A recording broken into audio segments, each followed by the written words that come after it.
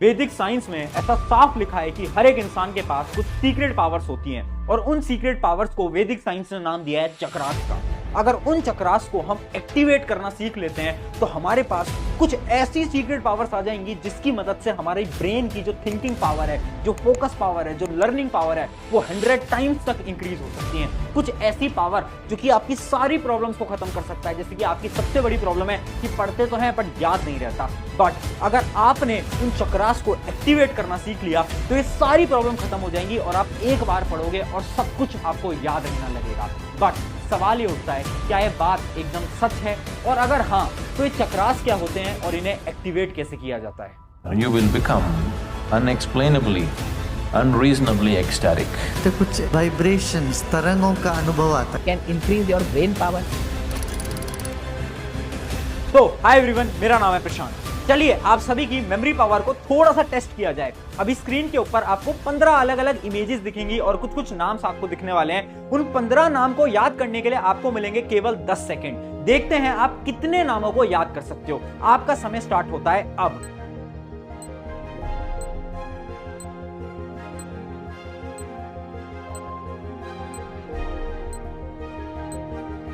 अब मुझे बताओ कि आप कितनी सारी चीजों को याद कर पाए। उन 15 चीजों के अंदर अगर आप अभी वीडियो को पॉज करो तो आप कितने ऐसे नाम हैं जो कि आप लिख सकते हो? फटाफट से 15 में से आप कितने नाम लिख पा रहे हो वो मुझे कमेंट में बताओ। कितने ऐसे लोग होंगे जो कि 15 में से 15 लिख पा रहे होंगे? बहुत कम।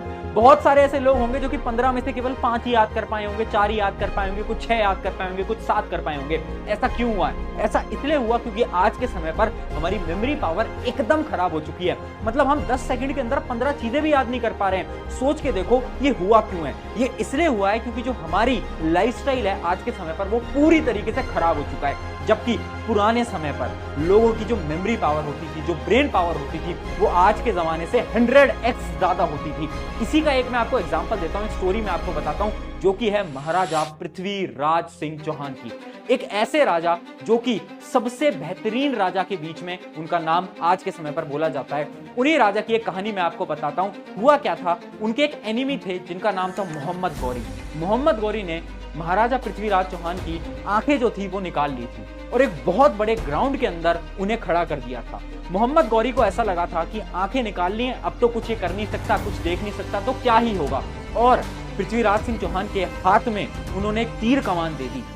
अब जैसे ही मोहम्मद गौरी अपने मुंह से कुछ शब्द निकालते हैं, उन शब्द के हिसाब से पृथ्वीराज सिंह चौहान क्या करते हैं, वो अपने तीर कमान को उस डायरेक्शन में मारते हैं और वो एक ही तीर चलाते हैं और वो सीधा मोहम्मद गौरी के छाती में जाकर लगता है और वहीं पर ही मोहम्मद गौरी की डेथ हो जाती है, यानी उनकी मृत्यु हो जाती है। तो आप सोच सकते हो इस लेवल की ब्रेन पावर, बिना देखे इतनी दूर से तीर चलाना सिर्फ आवाज की मदद से। आप सोच सकते हो ऐसी ब्रेन पावर, ऐसे स्किल्स क्या आज के समय पर कहीं है?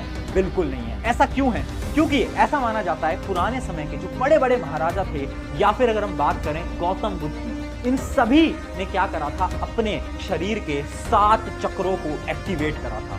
यानी हिस्ट्री भी ये प्रूव करती है कि 7 चक्र एक्चुअली में एग्जिस्ट करते हैं। बट सवाल अब भी उठता है कि ये 7 चक्र होते क्या हैं और इन्हें एक्टिवेट कैसे किया जाए? तो सबसे पहले मैं आपको बताता हूं साइंटिफिकली, वैदिक साइंस के अकॉर्डिंग 7 चक्र होते क्या हैं। 7 चक्र बेसिकली हमारी बॉडी के वो 7 पार्ट हैं जहां पर बहुत सारी हमारी बॉडी की नर्व आती हैं और वो मिलती हैं, या फिर हम ये बोल सकते हैं वो ऐसा पार्ट है जहां से हमारी बॉडी पूरी की पूरी एनर्जी को जनरेट करती है। यानी 7 चक्र एग्जिस्ट करते हैं। अब आपके मन में सवाल उठ रहा होगा कि 7 चक्र कौन से हैं, क्या क्या नाम होते हैं? तो सबसे पहले हम जानते हैं कि 7 चक्र कौन कौन से होते हैं। पहला जो आपका चक्र है वो है रूट चक्र, यानी मूलाधार। ये एक ऐसा चक्र है जो कि आपकी बॉडी के सर्वाइवल को बचाता है। यानी जिस चक्र की वजह से आप जीवित हो, ये वही चक्र है। जिस चक्र की वजह से आपको भूख लगती है, ये वही चक्र है। ये सबसे पहला चक्र आता है आपकी बॉडी के अंदर। अब बात करते हैं आपके दूसरे चक्र की, जिसका नाम है सैक्रल चक्र, यानी स्वादिष्ठान। देखो ये एक ऐसा चक्र है जो कि आपकी क्रिएटिविटी पे डिपेंड करता है। आप कितने ज्यादा क्रिएटिव हो, आपने देखा होगा कुछ लोग बहुत ज्यादा क्रिएटिव होते हैं। क्यों? क्योंकि इनका ये जो चक्र होता है ये बहुत ज्यादा एक्टिवेटेड होता है। अब बात करते हैं तीसरे चक्र की। तीसरा जो आपका चक्र है उसका नाम है मणिपुरा। मणिपुरा एक ऐसा चक्र है जो कि आपको सेल्फ बिलीफ, कॉन्फिडेंस और ये सारी चीजें आपको देता है। कुछ लोग होते हैं जो कि बहुत ज्यादा खुद में बिलीव करते हैं, उनका माना जाता है ये जो चक्र है वो एक्टिवेटेड होता है। अब बात करते हैं हमारे चौथे नंबर की चक्र की, जिसका नाम है अनाहता। अनाहता आपका बेसिकली हर्ट चक्र होता है, यानी जो भी आपको प्यार होता है, आपके रिलेशनशिप होते हैं, ये सारे जो इफेक्ट्स होते हैं आपकी बॉडी के अंदर, उसको कंट्रोल करता है आपका ये वाला चक्र। अब बढ़ते हैं हमारे अगले चक्र की तरफ, और उसका नाम है आपका विशुद्धा। विशुद्धा एक ऐसा चक्र है जो कि आपकी बॉडी की बहुत सारी चीजों को कंट्रोल कर रहा होता है। जैसे कि इसका सबसे इंपॉर्टेंट एग्जांपल है आपकी वॉइस। आपने देखा होगा कुछ लोग ऐसे होते हैं जो कि बहुत अच्छी तरीके से बोल पाते हैं, कम्युनिकेट कर पाते हैं, माना जाता है उनका ये वाला जो चक्र है वो बहुत ज्यादा एक्टिवेटेड आता है। अब आखिरी के तो दो चक्र हैं, ये सबसे इंपॉर्टेंट है और इससे जुड़ा हुआ है आपका दिमाग। 6th नंबर के चक्र का नाम है थर्ड आई चक्र यानी अंजना। देखो ये एक ऐसा चक्र है जो कि आपके यहां पर होता है, और ये जो चक्र है ये आपकी थिंकिंग एबिलिटीज, फोकस पावर सबको कंट्रोल करता है। यानी कुछ लोग जो कि बहुत कम समय में बहुत ज्यादा याद कर सकते हैं, उनका ये वाला चक्र एक्टिवेटेड होता है। और फाइनली हम आ चुके हैं लास्ट चक्र की तरफ, जिसका नाम है द क्राउन चक्र या फिर सहस्रा। ये एक ऐसा चक्र है जो कि आपके ब्रेन में होता है, और ये चक्र आपको पूरी तरीके से कंट्रोल करता है। यानी आप क्या सोच रहे हो, क्या थॉट्स आ रहे हैं, सब कुछ ये चक्र कंट्रोल कर रहा होता है। यानी अगर हमें अपनी मेमोरी को इंक्रीज करना है, तो अगर हम आखिरी के दो चक्रास को कंट्रोल कर पाए, अगर हम इन्हें एक्टिवेट कर पाए, तो क्या हम हमारी मेमोरी को इंक्रीज कर सकते हैं? बिल्कुल कर सकते हैं। क्या हम हमारी थिंकिंग एबिलिटीज को इंक्रीज कर सकते हैं? बिल्कुल कर सकते हैं। तो चलिए समझते हैं वैदिक साइंस के अकॉर्डिंग 5 ऐसे मेथड्स हैं जिनकी मदद से आप इन दो चक्रास को बहुत आसानी से एक्टिवेट कर सकते हो। ऐसा मैं नहीं बोल रहा, ऐसा वैदिक साइंस बोल रही है। तो जो पहला मेथड है वो है आपका स्पाइनल पोजीशन।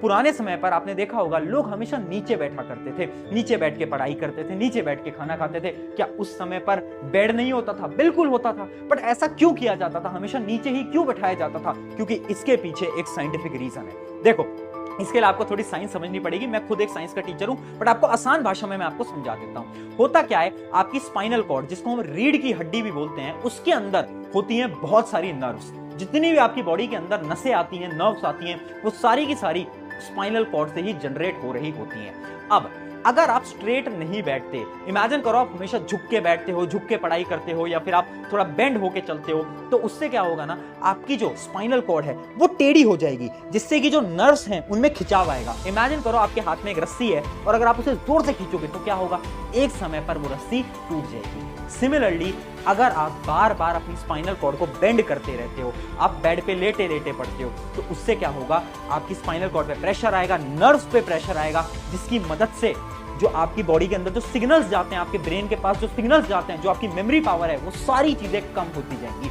इस वजह से हमेशा बोला जाता था कि आप नीचे बैठ के पढ़ो, या तो एक कुर्सी के ऊपर बैठ के पढ़ो, जिससे कि आपकी कमर एकदम सीधी रहे, और ये था उसका साइंटिफिक रीजन। अब बात करते हैं हमारे अगले मेथड की। अगला मेथड है हमारे मुद्रास। कुछ ऐसे मुद्रास जिनकी मदद से हम हमारी चक्रास को एक्टिवेट कर सकते हैं।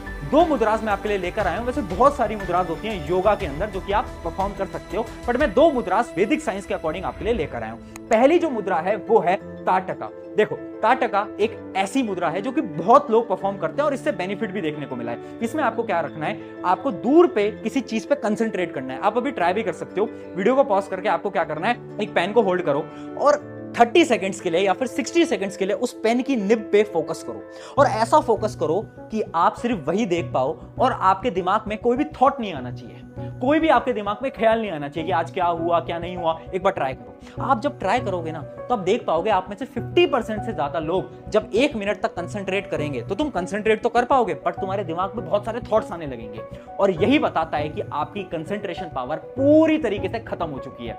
इसी के लिए आपको ताटका परफॉर्म करना है। अगर तुमने करा, आराम से आप अपने कंसंट्रेशन को बहुत हद तक इंक्रीज कर पाओगे। एक और मुद्रा होती है जो कि होती है सूर्य योगा। ये एक ऐसा योगिक आसन है जो कि आप अपने पेरेंट्स को भी बता सकते हो, आप भी परफॉर्म करना, और डेली बेसिस पे जब भी आप रात को सोने जा रहे हो, अपने नॉस्ट्रिल के नीचे अपनी उंगली रखो और देखो आप कौन सी आपके नाक का भाग ज्यादा सांस को छोड़ रहा है। अगर आपका राइट जो नाक है इसमें से ज्यादा सांस आ रही है तो फिर तो कोई दिक्कत नहीं है, बट अगर रात को सोने से पहले लेफ्ट साइड से ज्यादा हवा आ रही है, तो आपको क्या करना है, सोने से पहले लेफ्ट करवट में जाकर आपको सो जाना है। ऐसा क्यों है? क्योंकि साइंस के अकॉर्डिंग, बेसिकली वैदिक साइंस के अकॉर्डिंग होता क्या है ना, अगर आपकी लेफ्ट साइड में से ज्यादा सांस आ रही है तो अगर आप लेफ्ट करवट में सोओगे तो आपका जो हार्ट है उसके पास बहुत ज्यादा ऑक्सीजन जा पाएगा, जिससे कि जो आपने प्रॉब्लम सुनी है ना, लोगों को हार्ट अटैक आ जाता है, बहुत सारी आपने प्रॉब्लम सुनी होंगी, ये सारी प्रॉब्लम खत्म हो सकती है। तो डेली चेक करना सोने से पहले कौन सी नॉस्ट्रिल में से ज्यादा सांस आ रही है और उसी तरफ आपको सोना है। अगर राइट में से आ रही है तो कुछ नहीं करना है, दोनों में से किसी भी करवट में आप सो सकते हो, कोई दिक्कत नहीं। चलिए अगले ट्रिक की तरफ बढ़ते हैं, जो कि है गुरुकुल शेड्यूल। पुराने जमाने पे एक शेड्यूल बनाया जाता था, एक गुरुकुल का एक नियम होता था कि इतने बजे उठना है, इतने बजे खाना खाना है, ये करना है, वो करना है।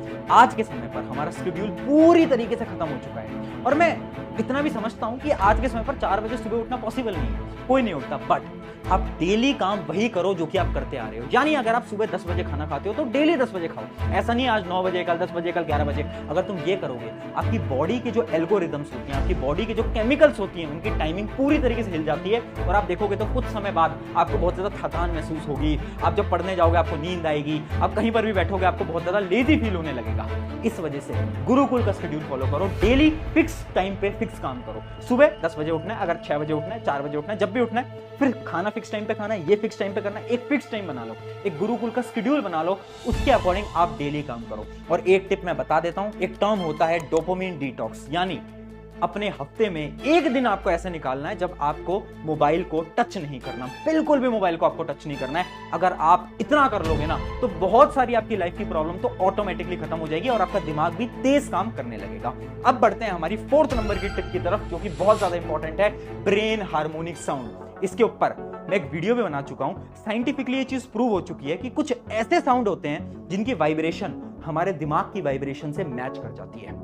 और जब ये होता है तो होता क्या है ना, हमारा जो ब्रेन है वो बहुत अच्छी तरीके से परफॉर्म कर पाता है, हमारी कंसंट्रेशन इंक्रीज हो जाती है।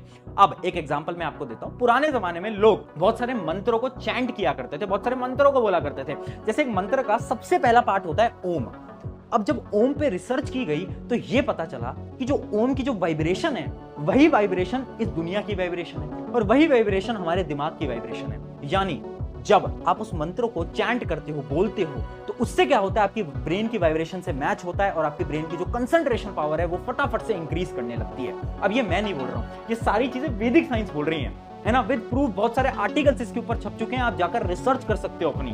तो ऐसी बहुत सारी सीक्रेट चीजें लिखी हैं। तो आपको क्या करना है, अगर आपको कंसंट्रेशन, ब्रेन पावर इंक्रीज करनी है, आप यूट्यूब पे जाना, आप ब्रेन हार्मोनिक साउंड्स को सर्च करना, उनको आप थोड़ा बहुत सुनना जब भी आप पढ़ाई कर रहे हो। तो उससे क्या होगा, आपकी कंसंट्रेशन समय के साथ धीरे धीरे इंक्रीज ऑटोमेटिकली करने लगेगी। ट्राई करके देखना, बहुत अच्छा मेथड है। और अब हम बढ़ते हैं लास्ट मेथड की तरफ, फाइनल टिप, जो कि है लर्निंग पैटर्न। देखो, पुराने जमाने में अगर एक योद्धा था ना, तो एक योद्धा को तीर चलाना भी आता था, एक योद्धा को तलवार चलाना भी आता था, घोड़े चलाना भी आता था, सब उसको करना आता था। क्यों?